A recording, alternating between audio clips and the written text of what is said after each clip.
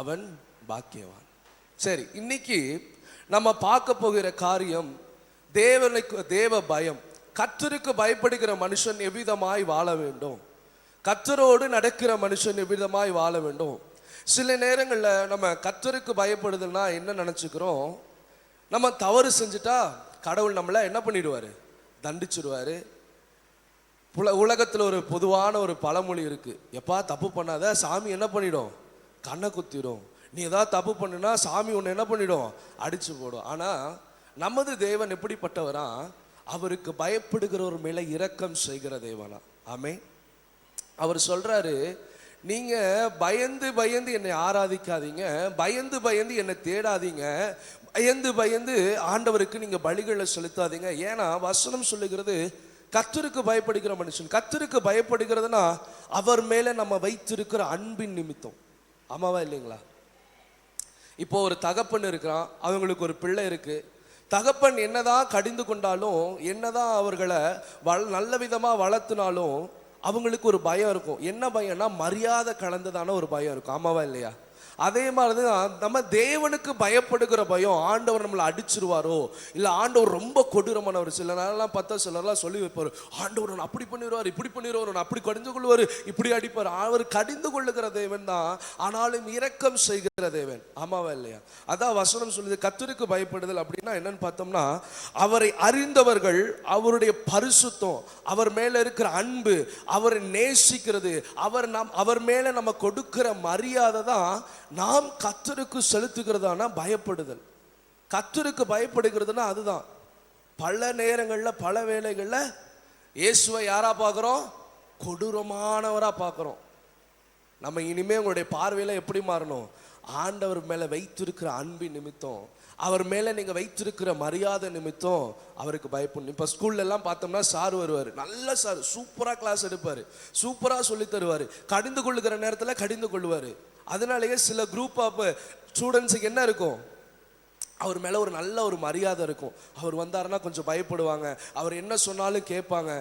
அதுதான் நம்ம கர்த்தர் மேலே வைக்கிற அன்பு, அதுதான் நம்ம கர்த்தருக்கு பயப்படுகிற பயம். சரி, இன்னைக்கு 3 காரியங்களை நம்ம பார்ப்போம். இந்த வசனம் சொல்லப்பட்டு இருக்கிறது 1வது வசனத்துல, கர்த்தருக்கு பயந்து அவருடைய வழிகளில் நடக்கிறவன் எவனோ அவன் பாக்கியவான். சரி, கர்த்தருக்கு பயப்படுதெல்லாம் என்னங்க, நான் சொல்லிட்டேன், அன்பு.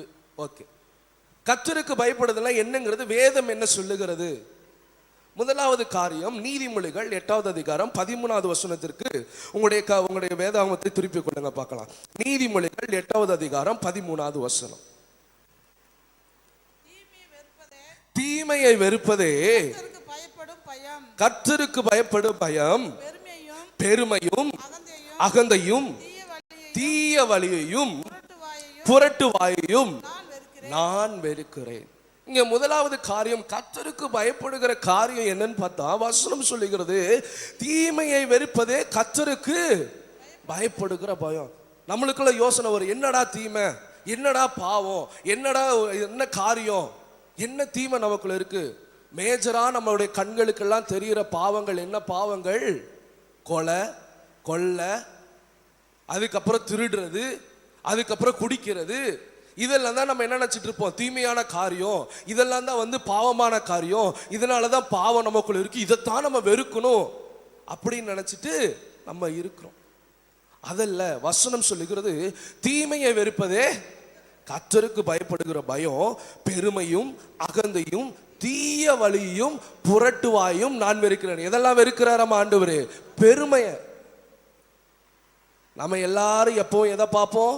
கொலை பண்றது, கொள்ளையடிக்கிறது, குடிக்கிறது, வெறிச்சு திரியறது, எல்லாத்துக்கு முன்னாடி விபச்சாரம் பண்றது, பாவியா சுத்துறது, வேசித்தனம் பண்றது, இதெல்லாம் தான் பெரிய பாவம், இதெல்லாம் எனக்குள்ள இல்லை, அதனால நான் கர்த்தருக்கு பயப்படுறேன் அப்படிங்கிற மனசு இப்போ உங்களுக்குள்ள இருந்துச்சுன்னா ஆண்டவர் சொல்றாரு, நான் எதுல விருப்பப்படலை, எதுல எரிச்சலுள்ளவரா இருக்குன்னு வசனம் சொல்லிக்கிறது, பெருமையான காரியங்களை தேவன் என்ன பண்றாராம்? வெறுக்கிறாராம். அப்போ கிறிஸ்தவர்களா இருக்கிற நம்ம கிறிஸ்துவுக்குள்ளா இருப்போமானால் வசனம் சொல்லுகிறது, கர்த்தருக்கு பயப்படுகிற பயம் என்னன்னா, பெருமையான காரியம் உங்களுக்குள்ள வேணாங்க, மேட்டிமையான காரியங்கள் உங்களுக்குள்ள வேணாங்க. சில நேரம் மற்றவர்களுக்கு முன்பாக பெருமையா கர்வமா சுத்துறது, கர்வமா இருக்கிறது, எனக்கு அது இருக்கு, இது இருக்கு, சொத்து இருக்கு, ஆஸ்தி இருக்கு, இதையெல்லாம் தேவன் பிரியப்படல. இதில் எல்லாவற்றிலும் தேவன் பிரியப்படல. வசனம் சொல்லுகிறது, நான் பெருமைப்படுறதுக்கு நான் விரும்பலப்பா, பெருமைப்படுறதை நான் வெறுக்கிறேன்பான்னு தேவன் சொல்லுகிறார். அப்ப இன்னைக்கு காலை வேளையில நம்ம நினைச்சிட்டு இருக்கிறோம், ஆண்டவருக்கு பயப்படுறதுன்னு என்ன, முக்காடை போட்டுட்டு வேதத்தை தூக்கிட்டு நான் எந்த தப்புமே பண்றதில்ல அப்படின்னு சொல்லிட்டு பெரிய பெரிய காரியங்களை நினைச்சிட்டு சபைக்கு வந்துட்டு போறத தேவன் விரும்பல. தேவன் விரும்புகிற காரியம் பெருமையான காரியங்கள் நம்மள்ட்ட இருக்க வேணான்னு நினைக்கிறாரு. இதைத்தான் தேவன் சொல்லுகிறார், தீமையான காரியத்தை நீ விட்டு விலகிரு, அகந்தையான காரியம் உனக்குள்ள வேணாம். தீய வழிகள், தீய வழின்னா என்ன தெரியுமா? அடுத்த வாசனம் இருக்கு, புரட்டு வாசனை, புரட்டு வாயையும் இருக்கிறேன். என்னன்னா ஒருத்தரை பற்றி ஒருத்தரை மாத்தி மாத்தி சொல்றது. அன்னைக்கு வந்தாங்களா, அன்னைக்கு நீ கேட்டியா, அவன் பேசிட்டு இருந்ததை பாத்தியா, அவன் வாழ்க்கை எப்படி இருக்கும் உனக்கு தெரியுமா? நம்ம வாழ்க்கையே எப்படி இருக்கு? தீமையான காரியங்களை போயிட்டு இருக்கிறது. நமக்குள்ளே ஒரு பெருமை இருக்கு, நான் நல்லா ஜபிக்கிறவன், நான் நல்லா வேதம் வாசிக்கிறவன், நான் நல்லா வார வாரம் சபைக்கு வரவன், இதெல்லாம் பெருமைங்க. ஆண்டவர் இதுல பெரிய படல, மனத்தாழ்மையை விரும்புகிறார். ஒருவரை குறித்து நம்ம புரட்டு வாயை மாத்தி மாத்தி மாத்தி மாத்தி பேசுகிறத தேவன் வெறுக்கிறார். இதெல்லாம் தாங்க கர்த்தருக்கு பயப்படுகிற பயம். நம்ம நினைச்சிட்டோம், நான் வார வார சபைக்கு தான் போறேன், சூப்பர், நான் ரொம்ப நல்லவன். இல்ல, ஆண்டவருடைய பார்வையில நம்ம எப்படிப்பட்டவர்களா இருக்கிறோம்? மனுஷனுடைய பார்வையில் நீங்க குடிகாரங்க கிடையாது, மனுஷனுடைய பார்வையில் நீங்க கொள்ளையடிக்கிறவன் கிடையாது, மனுஷனுடைய பார்வையில் நீங்க கொலை செய்கிறவர் கிடையாது, மனுஷனுடைய பார்வையில் நீங்க விபச்சாரி கிடையாது, மனுஷனுடைய பார்வையில் வேசித்தனம் பண்ணுகிறவர்கள் கிடையாது. ஆனால் தேவனுடைய பார்வையில் உங்களுக்குள்ள இருக்கிற சில காரியங்களை அவர் வெறுக்கிறார் என்று சொல்லப்பட்டிருக்கிறது. உண்மையாலுமே கர்த்தருக்கு பயப்படுகிற மனுஷன் பெருமையை வெறுக்கிறான், அகந்தை விட்டு ஓடுறான், புரட்டு வாயையும் தீய வழிகளையும் விட்டு அவன் ஓடி போகணும்னு வசனம் சொல்லுகிறது. அதுதான் வசனம் சொல்லுகிறது, தீமைகளை வெறுப்பதே கர்த்தருக்கு பயப்படுகிற பயம். கைகளை உயர்த்தி கண்ணை தட்டு கண்ணை மூடிட்டு கைகளை தட்டி ஏசப்பா ஏசப்பான்னு பாஸ்டர் பார்க்கறக்கும் மற்றவர்கள் பார்க்கறக்கு ஆராதனையில அந்த பயத்தை அவர் பிரியப்படல. அவர் பிரியப்படுகிற காரியம் தீமையை வெறுக்கிறதுல தான் அவர் பிரியப்படுகிறார். இரண்டாவது காரியம், அவர் எதுல பிரியப்படுகிறார்? கர்த்தருக்கு பயப்படுறதுன்னு என்ன? அவருடைய கட்டளைகளை கை கொள்ள வேண்டும். பழைய ஏற்பாட்டில் பார்த்தா என்னாகமத்தில் சொல்லப்பட்டு இருக்கிறது, அவர் சொன்ன கட்டளைகளின்படியே அவர்கள் கீழ்ப்படிந்தார்கள். மோசே தேவன் சொன்ன கட்டளைகளின்படியே கீழ்ப்படிந்தார்கள். யாருக்கெல்லாம் தேவன் சொன்ன கட்டளைகள் எல்லாம் அப்படியே கை கொண்டார்கள் இருக்கிறது. நம்மளுக்கு பிரதான கட்டளைகள் 2 கட்டளைகள் கொடுக்கப்பட்டு இருக்கிறது. ஆமாவா இல்லைங்களா? பிரதான கட்டளைகள் மத்தேயு 22வது அதிகாரத்தில் 37 to 39 வரைக்கும் வாசிங்க பார்க்கலாம், 40 வரைக்கும் வாசிங்களே பார்க்கலாம். 2 கட்டளைகளை கொடுத்திருக்கிறார் தேவன். மத்தேயு 22வது அதிகாரம் 37, 38, 39, 40.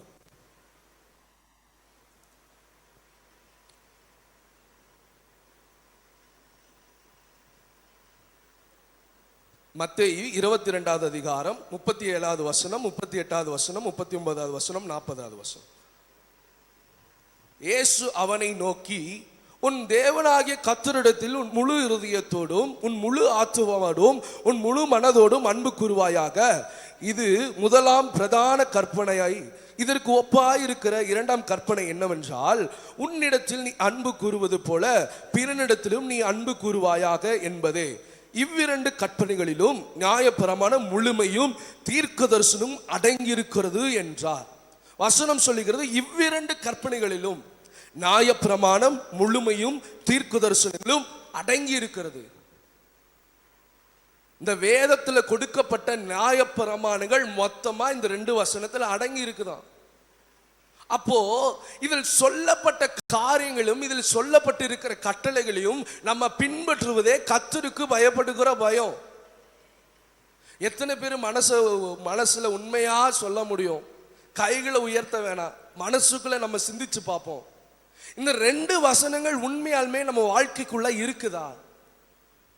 இந்த 2 வசனம் சொல்லுகிறது எல்லா நியாய பிரமாணங்களையும் தீர்க்கதரிசனங்களும் அடங்கி இருக்கிறது. மொத்த வேதாகமும் இதுக்குள்ள அடங்கி இருக்குதுன்னு சொல்லப்பட்டு இருக்கிறது. அப்ப இந்த மொத்த வேதாகமத்தில் இருக்கிற காரியங்கள் நமக்குள்ள இருக்கிறதா? இதெல்லாம் நமக்குள்ள இல்லைன்னா கர்த்தருக்கு பயப்படுகிற பயம் நமக்குள்ள இல்ல. ஏன்னா முதலாவது தீமையை நமக்குள்ள இருக்குப்பா. தீமையை வெறுக்க ஆரம்பிக்கல. தீமை என்ன பண்றோம்? தோல் மேல கை போட்டு வாடா மகனேன்னு கூட கூட்டிட்டு சுத்திட்டு இருக்கிறோம். அதை வெறுக்க ஆரம்பிச்சிட்டோம்னா நமக்குள்ள இருக்கிற தேவனை மேல அன்பு கூறுகிற அன்பு வந்துகிட்டே இருக்குங்க. என் கர்த்தர் பரிசுத்தரா இருக்கிறது போல நானும் பரிசுத்தமா இருப்பேன். அப்படின்னா என் தகப்பன் அன்பா இருக்கிறது போல நானும் அன்பா இருப்பேன். ஏன்னா அவரை நான் முழு மனதோடும் முழு ஆத்மாவோடும் அவரை நான் தேடுகிறேன். அவரை தேடுகிற பொழுது எப்போ கர்த்தருக்கு உண்மையா பயந்ததானே அவரை தேடுவோம். சொன்ன மாதிரி ஸ்கூலுக்கு வர சாரு நல்லா நடத்துற, நல்ல மரியாதை, ரொம்ப அன்பு. அவர் ஒரு நாள் லீவு போட்டார்னா ஸ்டூடெண்ட்ஸ் எல்லாம் இன்னைக்கு என்ன, சார் வரலையா தேடல் இருந்துகிட்டே இருக்கும். ஆனா நம்ம தப்பு பண்ணிட்டு அந்த சார் நம்மளை குற்றம் செலுத்தினார்னா நம்ம அவரை தேட மாட்டோம்.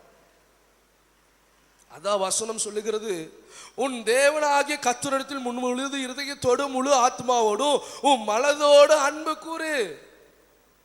அவர் உன்னை அடிக்கிறாரு, உன்னை திட்டுறாருன்ட்டு அவர் உன்னை அதிகமாய் நேசிக்கிறார்.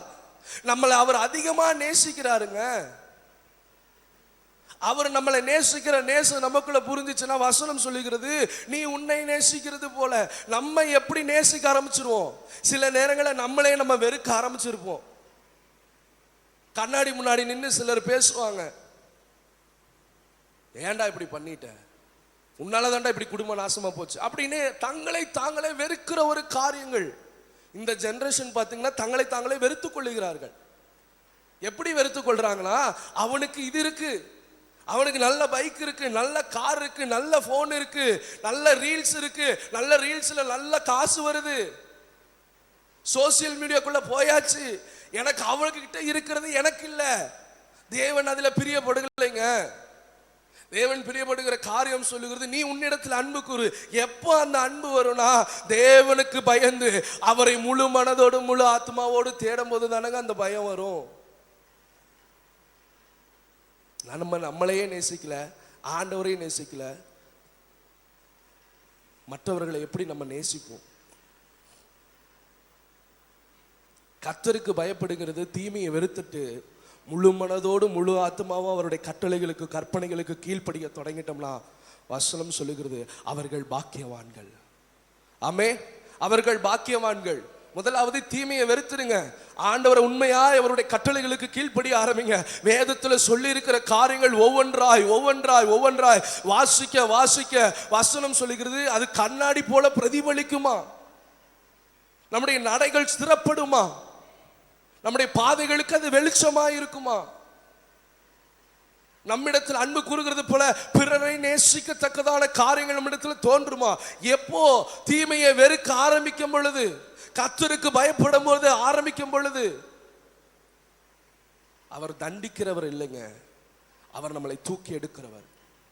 அப்படி சொன்ன மாதிரி பழமொழி சொல்லுது, சாமி கண்ணை குத்திரும். அவர் கண்ணை குத்துறவர் அல்ல, அவர் கண்களை உண்டு பண்ணின தேவன். ஆமென்.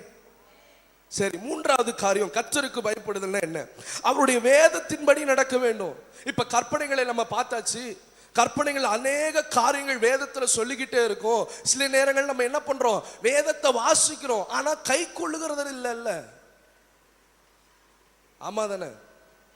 4 பேருக்கு கர்த்தருடைய வார்த்தையை சொல்லுவோம், உங்கள் துக்கம் சந்தோஷமாய் மாறும். உங்களுக்கு பாடு வந்துச்சுன்னா துண்டை தூக்கி தலையில போட்டு போக வேண்டியதுதான். உண்மையாலுமே கர்த்தருக்குள்ள நீங்க முழு மனதோடு முழு ஆத்மாவோடும் தேட ஆரம்பிச்சிட்டீங்கன்னா, உங்களிடத்துல அன்பு கூறுகிற நிலைமை மற்றவர்களுக்குள்ள வர ஆரம்பிச்சுன்னா ஆட்டோமேட்டிக்கா நீங்க வேதத்தை பின்பற்ற ஆரம்பிச்சிருவீங்க. வேதத்துல சொல்லுகிற ஒவ்வொரு காரியங்களையும் நீங்க பின்பற்ற ஆரம்பிச்சிருவீங்க. வேதத்தில் இருக்கிற ஒவ்வொரு கட்டளைகளும் கற்பனைகளிலும் நீங்க கை கொண்டு அதன்படி நீங்க நடக்க ஆரம்பிப்பீங்க.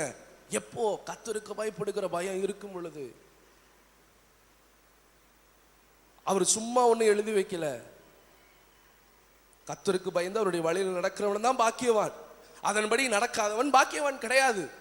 நீங்க என்னதான் தலைகிலா நின்று ஏசப்பா ஏசப்பான்னு கத்துனாலும் ஆசீர்வாதம் உங்க வீட்டு கதவை தட்டாது. அப்படியே தட்டி உள்ள வந்து உட்கார்ந்தாலும் உங்க மனசுல நிம்மதி இருக்காது. சங்கீதம் 1வது அதிகாரம் 2வது வசனம் 3வது வசனத்தை வாசிப்போம். சங்கீதம் 1வது அதிகாரம் 2வது வசனம் 3வது வசனம். கர்த்தருடைய வேதத்தில் பிரியமாயிருந்து இரவும் பகலும் அவருடைய வேதத்தில் தியானமாய் இருக்கிற மனுஷன் பாக்கியவான்.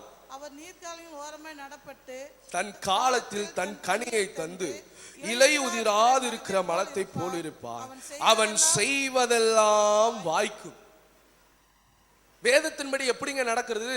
கர்த்தருக்கு பயப்படுகிற பயம் இருந்தா வேதத்தின்படி நம்மளால நடக்க முடியும். வசனம் சொல்லுகிறது, கர்த்தருடைய வேதத்தில் பிரியமாயிருந்து இரவும் பகலும் அவருடைய வேதத்தில் தியானமாயிருக்கிற மனுஷன் யாரா? சோம்பேறியா? நஷ்டமடைவான் போட்டிருக்கா? சோர்ந்து போவான் போட்டிருக்கா? லட்சம் அடைவான் போட்டிருக்கா? இல்ல, பாக்கியவான் என்று எழுதி இருக்கிறது. அப்ப கர்த்தருக்கு பயப்படும் பொழுது அவருடைய வேதத்துல நம்ம எப்படி இருப்போமா? பிரியமா இருப்போமா? அவருடைய வேதத்துல இரவும் பகலும் தியானமா இருப்போம். வேதத்தை படிக்கிறதில்ல, வேதத்தில் தியானமா இருக்கிறதை அவர் விரும்புகிறார். அவர் அதைத்தாங்க நம்மளிடத்துல விரும்புகிறார். காலையில் எந்திரிச்சு துன்மார்க்குடைய ஆலோசனை பாவிகளுடைய வழியில் இல்லாம இதில் அவர் பிரியப்படுகல. வசனம் என்ன சொல்லுகிறது? அந்த வசனம் என்னிடத்துல என்ன பேசுகிறது? உண்மையாலுமே கர்த்தருக்குள்ள நான் பயந்து நடக்கிறேனா? மனுஷனுக்கு பயப்படுகிறத கர்த்தர் பார்க்கல. உங்களை சுற்றி இருக்கிறவர்களுக்கு நடுங்கிறத அவர் பார்க்கல. தாவீது கர்த்தருக்கு பயந்து நடந்தான்னு வசனம் இருக்கிறது.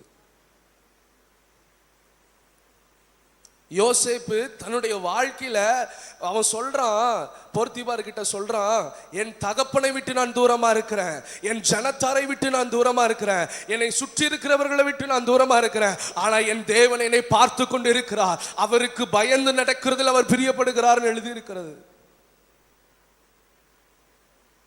ஆமா, நம்ம எதுல பிரியப்படுகிறோம், எதுல பயந்து நடக்கிறோம்? கர்த்தருக்கு பயப்படுகிற பயம் நமக்குள்ள இருந்துச்சுன்னா வேதத்துல பிரியமா இருப்போம், வசனத்துல பிரியமா இருப்போம். அதே வசனம் 3வது வசனம் சொல்லுகிறது, அவன் வேதத்துல பிரியமா இருந்தா, வேதத்தை தியானித்து கொண்டிருந்தா அவன் வாழ்க்கை எப்படிப்பட்ட பாக்கியம் உள்ளதா இருக்கு என்று எழுதப்பட்டிருக்கிறது. அவன் நீர்க்கால்களின் ஓரமாய் நடப்பட்டு தன் காலத்தில் தன் கனியை தந்து இலை உதிராதிருக்கிற மரத்தை போல இருப்பானா. ஆத்தோரங்கள்ல பாத்தீங்கன்னா மழை வந்தாலும் சரி, வெயில் அடிச்சாலும் சரி, தண்ணி கொஞ்சமா ஓடினாலும் சரி, அந்த இடம் மட்டும் பச்சையா இருக்கும், பச்சை பசேர்னு இருக்கும். வசனம் அதாங்க சொல்லுது, உங்களுடைய நாட்கள் இலை உதிராத போல இருக்கணும்னா அவருக்கு பயந்து நடங்க, அவருடைய வழிகள்ல நடங்க. இதில் தான் தேவன் பிரியப்படுகிறார். வேதத்தை தூக்கிட்டு வருகிறதுல அவர் பிரியப்படல, வேதத்தை திறந்து வைக்கிறதுல அவர் பிரியப்படல, வேதத்தை படிக்கிறதுல அவர் பிரியப்படல, அதன்படி நடக்கிறதுலயும் அதன் மேல் பிரியமா இருக்கிறதுலயும் அவர் பிரியப்படுகிறார். அதான் வசனம் சொல்லுகிறது, அவருக்கு பயந்து நடக்கிறவர்களுக்காய் நம்ம எப்படி இருக்கணுமா? முதலாவது விஷயம், அவர் கட்டளைகளுக்கு கீழ்ப்படிய வேணும், தீமைகளை வெறுக்கணும், வேதத்தின்படி நடக்க ஆரம்பிக்கணும். 4வது காரியம், உணர்வுள்ள இருதயம் உள்ளவர்களாய் இருக்கணும். சங்கீதம் 51வது அதிகாரம் 4வது வசனத்தை எடுத்து வாசிங்களேன். அந்த இடத்துல தாவீது அழகா சொல்றான், ஆண்டவரே, நான் உமக்கு விரோதமாய் நான் பாவம் செய்துட்டேன் ஆண்டவரே, நான் பரத்துக்கு விரோதமா பாவம் செய்துட்டேன் ஆண்டவரே, என்ன நீங்க மன்னிங்க ஆண்டவரே. ஒரு உணர்வுள்ள இருதயம் அவனுக்குள்ள வெளிப்படுகிறது. நம்ம சில நேரங்களில் தவறுகளை செய்துறோம், ஆனா உணர்வில்லாதவர்களாய் சுற்றி திரிகிறோம். அதுல தேவன் நம்மளிடத்துல பிரியப்படலங்க. அவர் நம்மளிட பிரியப்படுகிறது உணர்வுள்ள இருதயம். அன்னைக்கு ஒரு ஊழியக்காரன் நம்முடைய சபைக்கு வந்தார். அவர் சொன்னாரு, எப்பா நீ மனுஷன்ட்ட போய் நீ மன்னிப்பு கேட்கறது, மனுஷன்ட்ட போய் போராடிட்டு மனுஷன்ட்ட போய் உன் பாவத்தை ஒப்புவிச்சுட்டு இருக்கிறத விட்டு தேவனுடைய பார்வைக்கு அவருடைய சமூகத்துல போய் உட்கார்ந்து உன் உள்ளான இருதயத்துல உணர்வடைந்து அவரிடத்துல உன் இருதயத்தை ஊற்றிக்கிட்டே இருப்பான்னாரு. நம்ம எப்படிப்பட்டவர்களா நடக்கிறோம்? உண்மையாலுமே கர்த்தருக்கு பயப்படுகிற பயம் இருந்துச்சுன்னா உணர்வுள்ள இருதயமா இருப்பான். தாவீது கர்த்தருக்கு பயப்படுகிற பயம் அவனுக்குள்ள இருந்துச்சுன்னு நான் விசுவாசிக்கிறேன். ஏன்னா யாருமே பார்க்கல, அவன் செய்த தவிர யாருமே பார்க்கல. அரண்மனையில் இருந்தவர்கள் பார்க்கல, போர் சேவகர்கள் பார்க்கல, களத்தில் இருந்தவர்கள் பார்க்கல, அவனோடு இருந்தவர்கள் யாரும் பார்க்கல. தேவன் பார்த்தார். நாத்தானை வைத்து பேசுறாரு. தன்னுடைய இருதயத்தில் உணர்வடைகிறான். நம்ம எப்போ உணர்வடைவோம்? மாட்டிக்கொண்டாதான் உணர்வடைவோம். ஆண்டவர் அதுல பிரியப்படல, அந்த பயத்தை அவர் விரும்பல. உண்மையா சொல்லணும், நான் தப்பு பண்ணா உணர்வுள்ள இருதயத்தோடு ஆண்டவருடைய சமூகத்தில் போய் நான் நிற்கணும். எனக்குள்ள அந்த உணர்வு இருக்கு. சில நேரங்களில் நம்ம ஜெபிப்போம், ஆண்டவரே கல்லான இருதயத்தை எடுத்துட்டு சதையான இருதயத்தை உள்ள வைங்க ஆண்டவரே. வார்த்தையோட முடிஞ்சு போயிருது. கர்த்தருக்கு பயப்படுகிறது அதே அல்ல விரும்பல. அவர் விரும்புகிறது உணர்வுள்ள இருதயம், நிலைவரமான ஆவி, பரிசுத்தத்தில் நிலைநிற்கிற காரியம். யாராவது விழுந்து போகாதவர்கள் இருக்கிறார்களா? யாரெல்லாம் விழுந்து போனது இல்லைன்னு சொல்லி கை தூக்குங்க பார்க்கலாம். யாராலையும் முடியாது. அவர் விரும்புகிறது உணர்வுள்ள ஒரு இருதயத்தை விரும்புகிறார். அவருக்கு பயந்து நடக்கிறவர்கள் உணர்வுள்ள இருதயத்தோடு இருப்பாங்கன்னு இருக்கு. ஏன்னா நிறைய பேர் வாழ்ந்து காட்டிட்டு போயிருக்காங்க. இல்லைன்னு சொல்லி சொல்ல முடியுமா? இந்த வேதத்தை தொட்டவர்கள், இந்த வேதத்தை வாசித்தவர்கள், இந்த வேதத்தின்படி நடந்து மரித்து போய் இருக்கிறார்கள். நம்மளும் அப்படி வாழணுங்க.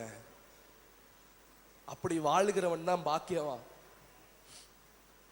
சபைக்கு வந்துட்டு போறவன் பாக்கியவான் கிடையாது. வாரம் வந்துட்டேன், வாரம் காணிக்க போட்டுட்டேன், ஆண்டவரை நீங்க காணிக்க போட்டு ஏமாத்தணும்னு நினைச்சா நம்ம தான் முட்டாளு.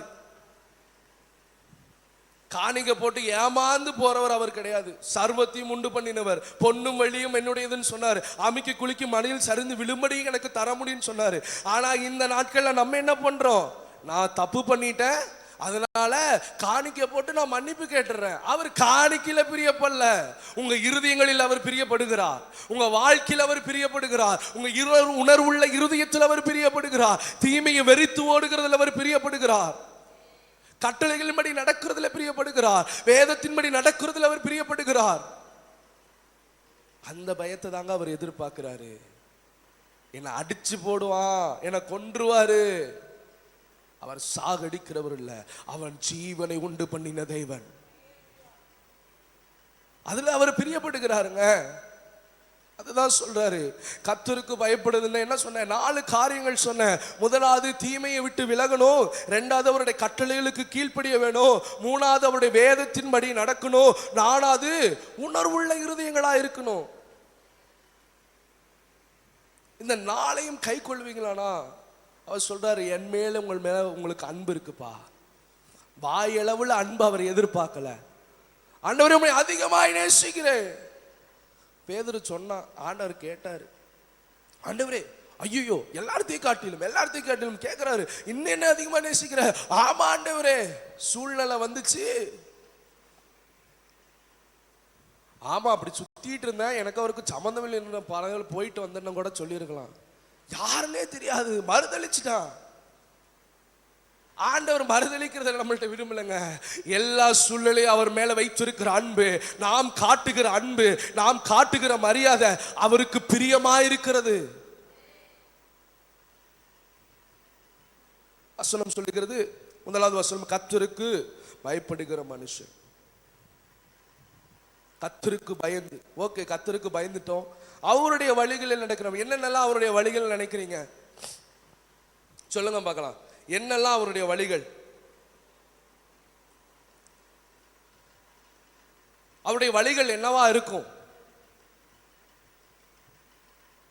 நான் போன வாரம் யூத்ல ஒரு கேள்வி கேட்டேன்.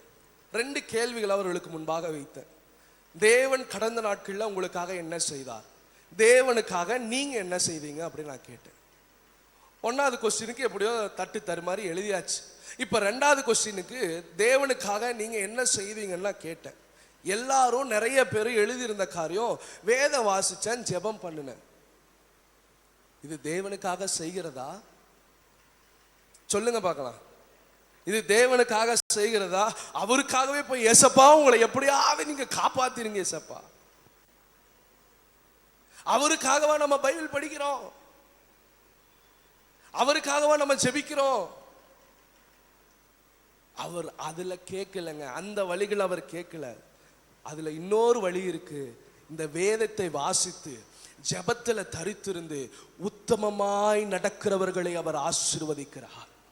உத்தமமான வழிகளில் நடக்கிறவனை தேவன் ஆசீர்வதிக்கிறார். என்ன வழி? நீ ஜெபிக்கிறது தான் ஒரே வழி. என்ன வழி? நீ வேதம் வாசிக்கிறது தான் ஒரே வழி. ஆனா அதன்படி நடக்கிறதுல தான் தேவன் பிரியப்படுகிறார். ஜெபிப்பதும் வேத வாசிக்கிறதும் ஏதோ ஆண்டவருக்காக இல்ல பாஸ்டருக்காக இல்ல அம்மா அப்பாக்காக இல்ல மற்றவர்களுக்காக ஐயோ பாக்குறாங்களேக்காக பண்றதுல அவர் பிரியப்படல. உன்னுடைய வழிகள் ஸ்திரப்பட்டால் நலமா இருக்கணும். எப்பொழுது? வேதத்தை கை கொள்ளுகிறதுல, வேதத்தை வாசிக்கிறதுல, வேதத்தை தியானிக்கிறதுல, அதன்படி நடக்கிறதுல. சில நேரங்களில் வேதத்தை வாசிப்போம், மற்றவர்களுக்கு வேதத்தில் இருக்கிறத பற்றி ப்ரீச் பண்ணுவோம், வேதத்தில் இருக்கிற காரியங்களை சொல்லுவோம். நான் என்னையும் சேர்த்து தான் சொல்றேன். சில நேரங்களில் நானும் சொல்றதோட சரி ஆண்டவர் எனக்கு உணர்த்துவார். நம்ம எப்படிப்பட்டவர்களா இருக்கோம்? வேதத்தை வாசிக்கிறோம், சொல்றோம், நடக்கிறோமா? வசனம் சொல்லுகிறது அவருடைய வழியை உண்மையா நடக்க வேண்டும், உத்தமம் உள்ளவர்களாய் நடக்க வேண்டும். தேவனுடைய வழிகள் உண்மையுள்ளவர்களாய் நடந்தார்கள்னு வேதத்துல வசனம் இருக்கு. உத்தமமான வாழ்க்கை வாழ்ந்தார்கள் வேதத்துல வசனம் இருக்கு. யோசேப்பு உத்தமமான வாழ்க்கை வாழ்ந்தாங்க. சொன்னது போல யாரும் என்ன பார்க்கல, என் தேவன் என்னை பார்த்து கொண்டு இருக்கிறார். என் நடக்கைகள் சரியா இருக்கணும், என் வார்த்தைகள் சரியா இருக்கணும், என் கற்பு சரியா இருக்கணும். அந்த உத்தமத்தை வழியாத தேவன் பிரியப்படுகிறார். அந்த உத்தமமான வாழ்க்கையில தேவன் பிரியப்படுகிறார். யோபுவை நினைச்சு பாருங்களேன். தன்னுடைய ஆஸ்திகள் எல்லாம் அழிஞ்சிச்சு, தன்னுடைய தலைமுறைகள் தகர்க்கப்பட்டது, தன்னுடைய சிநேகிதர்கள் தன்னை கொடுமைப்படுத்தி வேணான்னு சொல்லுடா, வேணாண்டா. தான் மனைவி சொல்றா, எப்பா தூசிச்சுட்டு வாப்பா, உத்தமனாய் நடந்து கொண்டான் என்று வேதத்தில் எழுதப்பட்டு இருக்கிறது. நம்ம நெருக்கப்படுகிற காலங்கள்ல அவருடைய வழிகளை நடக்கிறோமா? நெருக்கப்படுகிற காலங்கள்ல உண்மையாய் உத்தமமாய் நடக்கிறோமா? இதுதாங்க அவருக்கு பயப்படுகிற பயம். இதுதாங்க அவரை நேசிக்கிற நேசம். ஆண்டவர் எனக்காய் சிலுவையில தொங்கிட்டாரு, ஆண்டவர் எனக்காய் மறிச்சிட்டாரு, ஆண்டவர் எனக்காய் ரத்தம் சிந்திட்டாரு, 2000 வருஷங்களுக்கு முன்பாக முடிச்சிட்டாரு எல்லாத்தையும். இல்லைங்க, அவர் நம்மிடத்துல எதிர்பார்க்கிறது நம்முடைய இருதயங்களை, அவர் நம்மிடத்துல எதிர்பார்க்கணும் நம்முடைய நடக்கைகளை, அவர் நம்மிடத்துல எதிர்பார்க்கணும் நம்முடைய வார்த்தைகளை. கர்த்தருக்கு பயந்து அவருடைய வழிகளை நடக்கிறது ரொம்ப கஷ்டம். எல்லாருக்கும் ரொம்ப கஷ்டம். நம்ம எங்க பரலோகத்திலேயா இருக்கிறோம்? யாரெல்லாம் பரலோகத்தில் இருக்கிறீங்க கை தூக்குங்க பார்க்கலாம். யாரும் பரலோகத்துல இல்லை. நம்ம உலகத்துக்குரியவர்கள், உலகத்துக்குள்ள இருக்கிறோம், சுற்றி திரிகிறோம். ஆனால் தேவன் திடன் கொள்ள செய்கிற தேவன். நோவாவுடைய காலத்துல பாருங்க, எவனும் உத்தமா நடந்து கொள்ளல, அவன் உத்தமனாய் நடந்து கொண்டான்னு வேத வசனம் சொல்லுகிறது. எங்க சுத்தி இருக்கிற 100 பேர் பாவிகளா இருந்தாலும் நீங்க நீதிமானா இருக்கிறதை அவர் விரும்புகிறார். சுத்தி இருக்கிற 100 பேரும் பொய் சொன்னாலும் நீங்க உண்மை சொல்லுகிறதில் அவர் விரும்புகிறார். சுத்தி இருக்கிற 100 பேரும் ஒருத்தனுக்கு விரோதமா எழும்பினாலும் நீங்க எது சரியோ அதற்காய் நிற்பதை அவர் விரும்புகிறார். நோவாவின் காலத்தில் அவன் உத்தமனாய் விளங்கினான். அவன் மலையை பார்த்ததில்ல, படக பார்த்ததில்ல, வனத்தையுமே பார்த்ததில்லை, கத்தரக கூட பார்த்தது கிடையாது, கேட்டு நடக்கிறான். பாவமானது பூமியை நிரப்பிற்று, உத்தமனாய் நடந்து கொண்டான். 150 கோடி ஜனங்கள் இருக்கிறாங்க, அதுல ஒருத்தனாய் நீங்க உத்தமனாய் நடந்து கொள்ளுகிறதை தேவன் விரும்புகிறார்.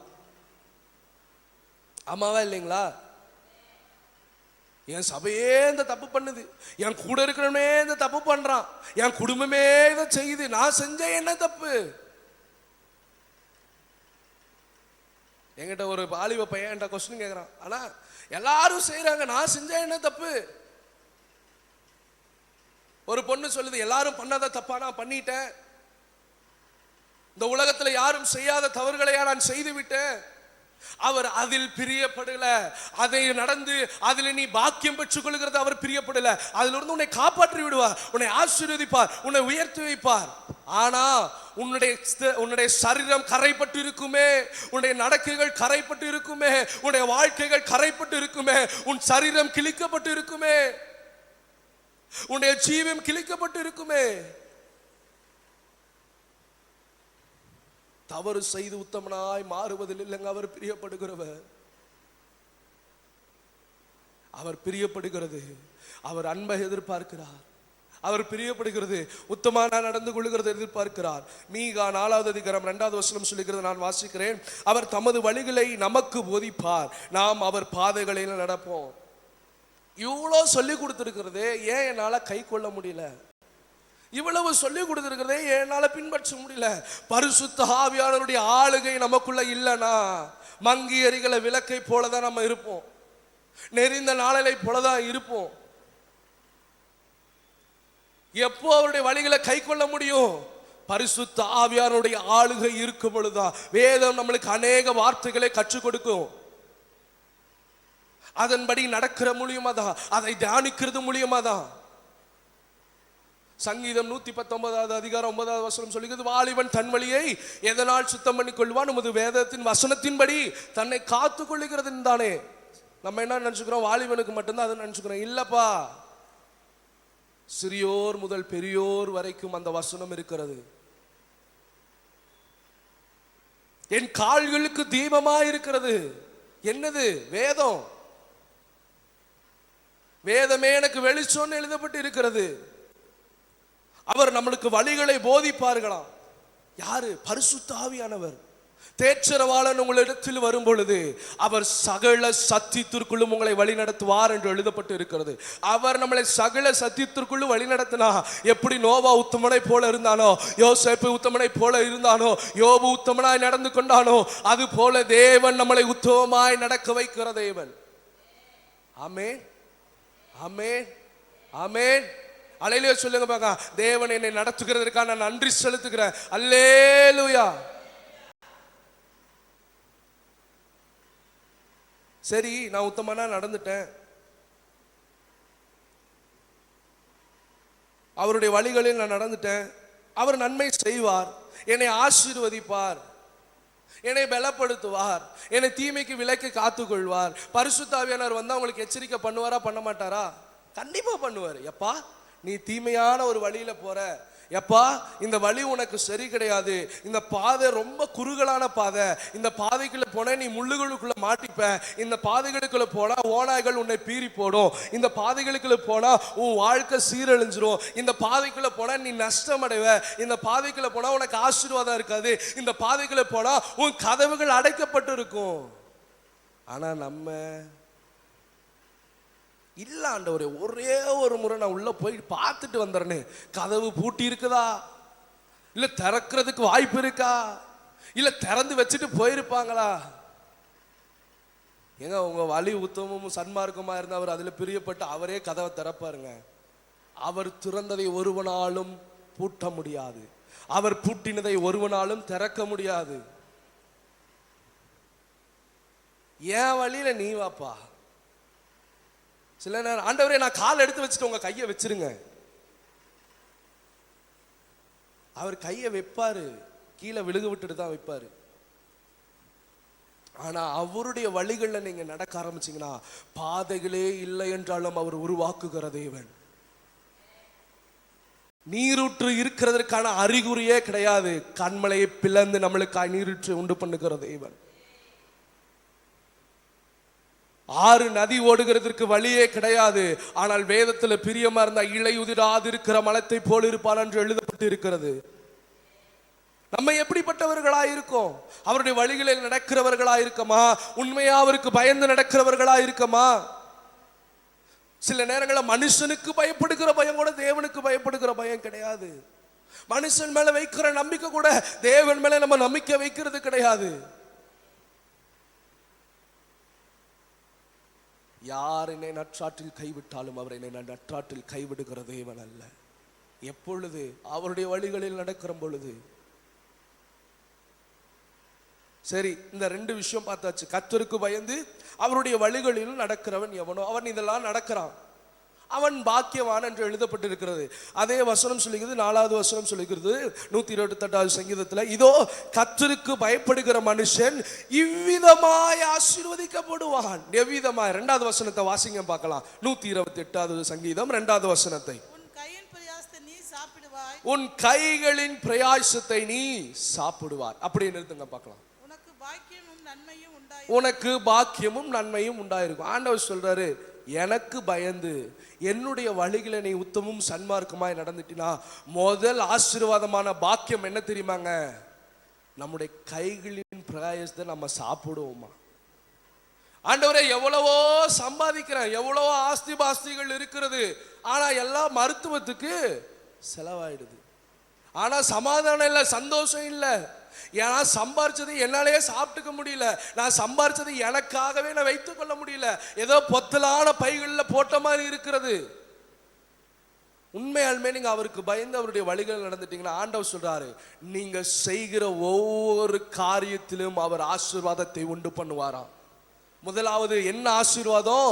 உங்களுடைய கைகளின் பிரயாசத்தை நீங்க சாப்பிட தொடங்குவீங்க, உங்களுக்கு பாக்கியமும் நன்மையும் உண்டாயிருக்கும். அது பொத்தலான பைகளில் போட்டதில்ல, ஏதோ கொண்டு போய் ஆஸ்பத்திரியில் கொட்டுனதில்ல. உண்மையாவே நீங்க அவருடைய வேதத்தில் நடந்து அவருக்கு பிரியமா நடந்து கொண்டு அவருடைய வேதத்தின்படி கை கொள்ள ஆரம்பிச்சீங்கன்னா விசுவாசம் உங்களுக்குள்ள கிரியை செய்ய ஆரம்பிக்குங்க.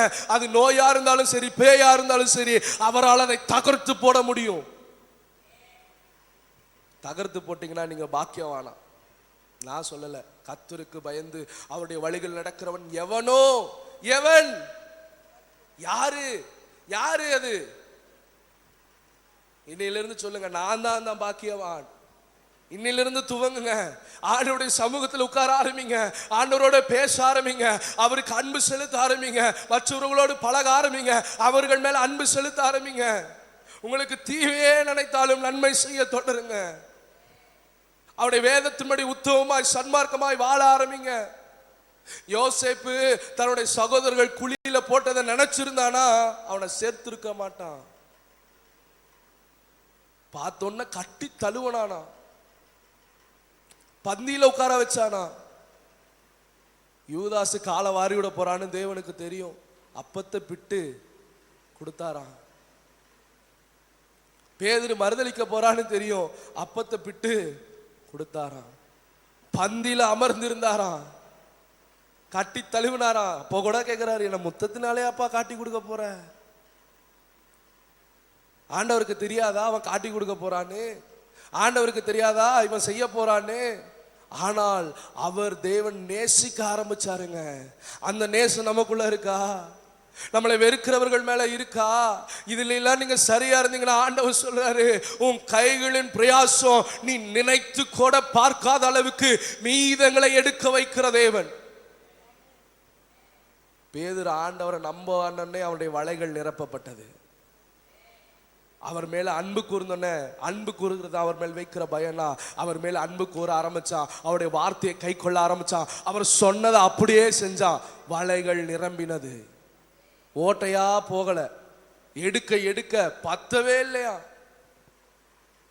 அவரை நம்புங்க, 5 அப்பத்தையும் அவரால் 5000 மாத்த முடியும். அவரை நம்புங்க, மீனை திரளாய் எடுக்க வைக்க முடியும். அவரை நம்புங்க, மீதமான குடைகளை எடுக்க வைப்பார். அதத்தான் வசனம் சொல்லுகிறது, எனக்கு பயந்து நான் சொல்லுகிற வழியில நடங்கப்பா, உங்களுடைய கைகளின் பிரயாசங்கள் ஆசீர்வதிக்கப்படும். 3வது வசனத்தை வாசிங்க பார்க்கலாம். 128:3. அப்படியே நிறுத்துங்க. உன் மனைவி வீட்டோரங்களில் கனிதரும் திராட்சை கொடியை போல இருப்பார். ரெண்டாவது என்ன சொல்றாரு? குடும்பத்திற்கான ஆசீர்வாதத்தை கட்டளையிடுகிறார். இப்போ முதல்ல காரியம் பார்த்தோம், தனிப்பட்டவனுடைய ஆசீர்வாதம், அவன் செய்கிறதுக்கு தக்கதான ஆசீர்வாதம், அவன் செய்கிற பிரயாசத்திற்கான ஆசீர்வாதம். ரெண்டாவது சொல்றாரு, உன் குடும்பம் ஆசீர்வதிக்கப்படும், உன் பிள்ளைகள் ஆசீர்வதிக்கப்படுவார்கள். நீங்க தனியா கர்த்தரை தேடினாலும் அவர் குடும்பத்தை ஆசீர்வதிப்பாருங்க. அப்படியே குடும்பத்தை விட்டுற மாட்டாரு. இங்க சொல்லப்படுகிறது எல்லாம் தனிப்பட்ட நபருக்கான வார்த்தை. நீ கர்த்தருக்கு பயப்படுகிறாயா? நீ கர்த்தருடைய வழிகளில் நடக்கிறாயா? நீ அவருடைய வார்த்தைகளை கை கொள்ளுகிறாயா? நீ கை கொண்டா உன் கையின் பிரயாசத்தை நான் ஆசீர்வதிப்பேன். உன் பிள்ளைகளையும் உன் மனைவியும் உன் வீட்டை சுத்திலும் பந்தியை போல இருப்பார்கள். திராட்சை கொத்த பார்த்திருக்கிறீங்களா? திராட்சை செடிகளை பார்த்திருக்கிறீங்க, கொடிகளை பார்த்திருக்கிறீங்களா? உள்ள போனா தலையில இடிச்சுக்கினே இருக்கும். பந்தி அவ்வளோ இறுக்கமா இருக்கும், எல்லாம் இருக்கும். அவ்வளோ பெரிய ஆசீர்வாதத்தை நம்ம குடும்பத்துக்கு தருவாராம்.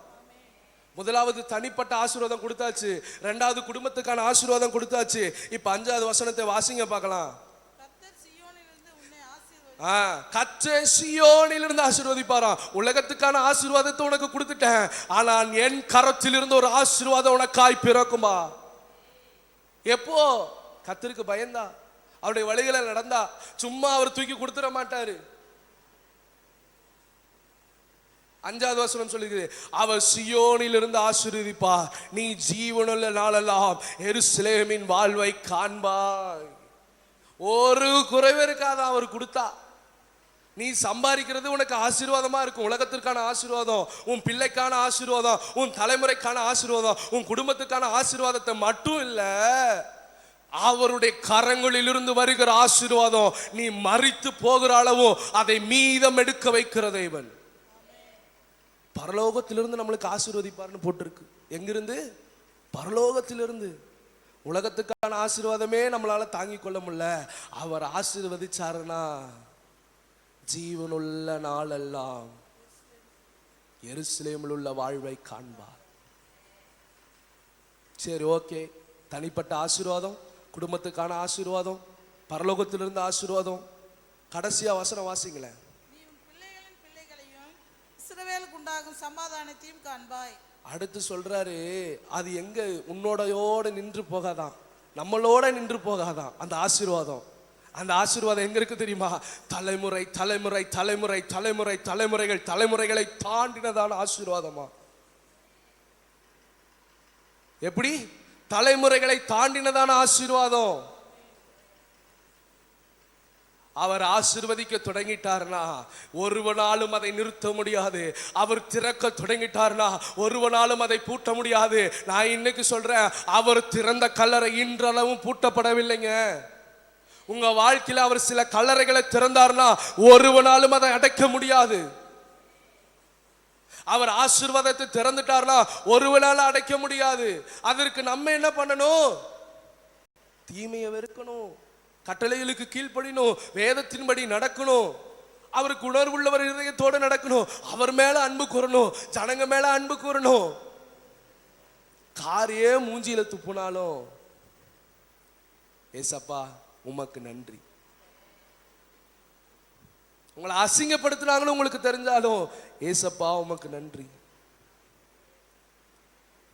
உங்களை தூக்கி எறிகிறாங்கன்னு தெரிஞ்சாலும் ஏசப்பா உமக்கு நன்றி. நான் ஒரு 2-3 மாதமா தேவன் என்னிடத்துல பேசுவாரு, என்ன நடந்தாலும் என்னை துதிக்க ஆரம்பிப்பார்னாரு. என்னால சொல்ல முடியும், நான் எல்லாம் நடந்தாலும் அவர் செய்கிற நன்மைக்காய் என்று நான் துதிச்சுட்டு இருக்கிறேன். என் பாடுகளை அவர் அறிவார், என் இருதயங்களை அவர் அறிவார், என் கண்ணீரை அவர் துடைப்பார். மனுஷன் துடைக்கிறத நான் நம்பலைங்க. மனுஷன் எனக்கு இன்னைக்கு நிப்பான், நாளைக்கு ஓடி போயிடுவான். ஆனா தேவன் எனக்கு காலம் முழுதும் அவர் நிற்கிற தேவன். என் ஜீவன் உள்ள நாளெல்லாம் அவர் எனக்காய் நிற்கிற தேவன். இன்னையிலிருந்து உங்க வாழ்க்கை எப்படி தெரியுமா மாறணும்? என்ன நடந்தாலும் நன்றி ஐயா சொல்லி பாருங்களேன். அவர் காரியத்தை துவங்குகிற தேவன். நீர்கால்களின் ஓரமாய் நடப்பட்டு இருக்கிற தன் காலத்தில் தன் கனியை தந்து இலை உதிராதிருக்கிற மரத்தை போல நம்மளை ஆசீர்வதிக்கிற தேவன். கண்களை மூடலாமா? கண்களை மூடலாமா?